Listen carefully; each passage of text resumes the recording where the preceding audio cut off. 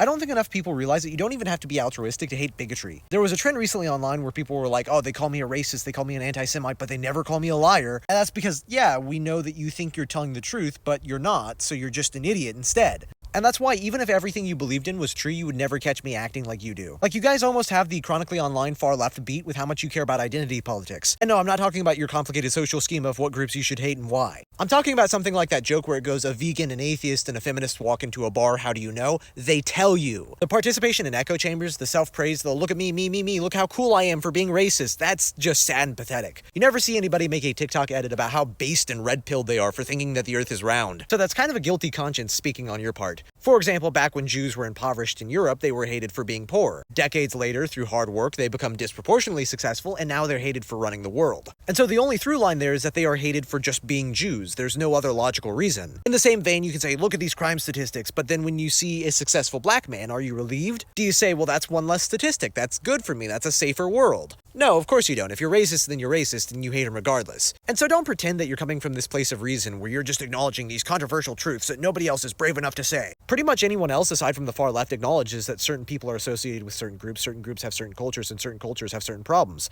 You're not doing that. You're taking that a step further and generalizing people and looking for scapegoats for your anger, your wrath, your envy, your jealousy, instead of taking accountability for your own sad and pathetic life.